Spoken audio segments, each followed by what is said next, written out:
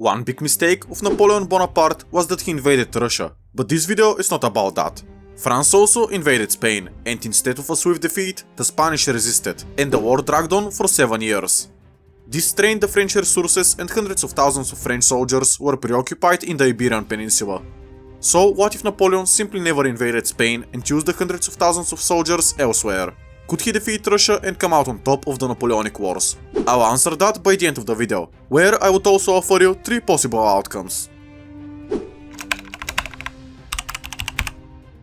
I will not discuss the Peninsular War and how it went, as it doesn't matter for this scenario. This is because in this scenario the whole war would be avoided, so it's only important to mention why it started. France and Britain were the biggest rivals during the Napoleonic Wars, but the British didn't have any control over mainland Europe, barring Malta and Gibraltar. Portugal was an ally of Britain, so Napoleon wanted to invade the country.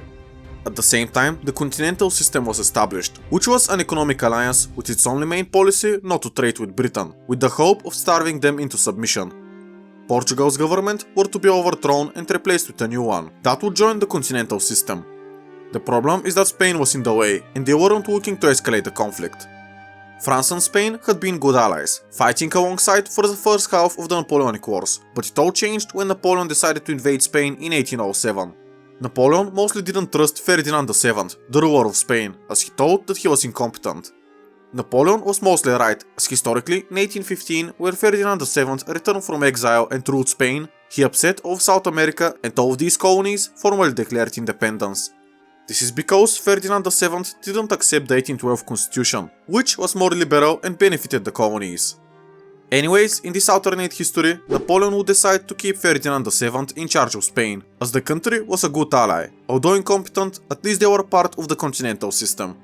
This would free hundreds of thousands of troops that can really change the outcome of the war. Just to give you some context, at any given time, there were about 300,000 French troops in Spain, with the Spanish having an army of about 200,000. Which, to be fair, didn't match the French one as they were poorly equipped.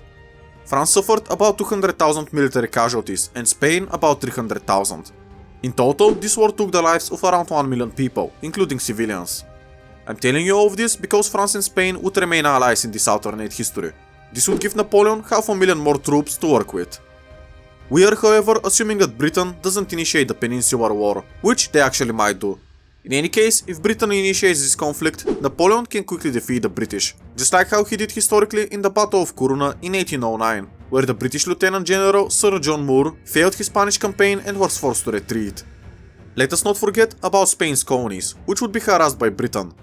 Materials between the Spanish colonies and the mainland would not be transported in mass, so the colonies would need to become more self-sufficient.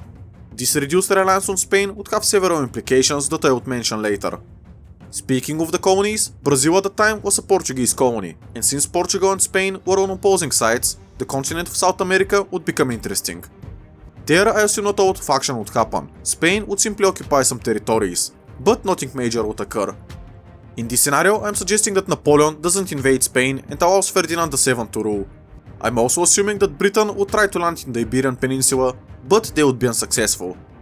In 1809, the War of the Fifth Coalition occurred. Austria was swiftly defeated and was stripped of some of their territories, expanding the Confederation of the Rhine and the Duchy of Warsaw.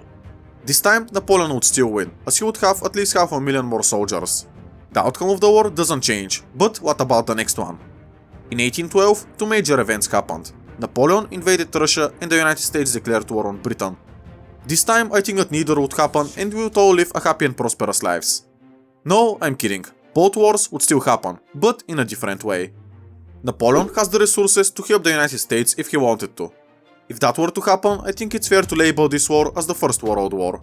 This is because fighting would be happening in Europe, North and South America. Napoleon can either help the United States or commit more to defeat Russia. This is why I would split the scenario not into 2 parts, but into 3. One where Napoleon helps the United States, another where they don't, but commit more to Russia, and the final one I'll keep a secret. In a scenario where Napoleon helps the United States, it's fair to say that maybe Canada would fall, resulting in a victory for the United States of America. While Napoleon would have a hard time transporting French troops into the United States due to Britain's naval superiority, Spain was already there. The Spanish troops from New Spain, which is modern-day Mexico, could have gone and helped the United States. The United States of America and France had good relations, as Napoleon sold Louisiana to the United States in 1803. Spain can also choose to sell some of their useless desert and Florida, but considering that the United States would be at war, they wouldn't purchase these territories right away. Let me be clear, this is not the most realistic outcome, but I thought that it may interest you. With extra help, I think that the United States would eventually win, especially if Napoleon decides not to invade Russia. Eventually, Britain would surrender, as they would have lost Canada and all hopes for Europe. While Russia was still trading with the British, despite them being part of the continental system, I don't think that it would be enough. Even though Napoleon would technically win the Napoleonic Wars in this unrealistic scenario, he would still die in the 1820s. Britain, Austria, Russia and Prussia can use this and invade France, so eventually we would have the same outcome. The British are, however, not getting Canada back if this were to happen. Spain is most likely to keep their colonies, as I don't think that they would get invaded. Depends if they annex Portugal and Brazil after the war. In this alternative ending, Napoleon wouldn't commit anything to help out the Americans, so he would use all of his army to march into Russia. Napoleon would have at least 500,000 more soldiers ready for a war, so it should go better than it did historically, right? The problem is that Napoleon didn't lose to Russia because he had no soldiers, but quite the opposite. He suffered from having trouble supplying his soldiers, and sending 500,000 more would make the problem even worse. Historically, Napoleon committed around 600,000 soldiers to the Russian campaign, most of which didn't return back to Europe. Not all of these soldiers were French, there were Germans from the Confederation of the Rhine, Italians, and even Denmark, Norway and Austria sent some help. Sending over 1 million soldiers into Russia would just mean that more would get abandoned later, during the winter. Speaking of the winter, as you may know, when it got cold, the French army was not prepared and the soldiers froze to death en masse. Similar situation is with the supply. This problem would only get worse with more soldiers being sent inside of Russia. The Russians were not necessarily doing scorched earth tactics by modern standards, but they made sure that the advancing French don't capture anything of value. Cities and towns were somewhat emptied of their treasury and food, just so Napoleon doesn't get them. As a result, even if Napoleon sent twice as many soldiers into Russia, the outcome would be the same, if not even worse. On the other hand, Napoleon can invade Russia conventionally by modern standards and not push directly for Moscow. This means that the Baltics, Belarus and Ukraine would be occupied as well, not just a sliver of territory from the Duchy of Warsaw to Moscow. While this would use the surplus of soldiers that this time wouldn't be sent to Spain very well, there is a problem. The problem is that this would require Napoleon to break character, which is not feasible. Napoleon wanted a quick and decisive war. Taking Belarus, the Baltics and Ukraine would force Russia to capitulate after a couple of years, due to food shortages and economic stagnation. The French didn't want to take that approach and they haven't done such a thing in their campaigns, so I would have to dismiss this option.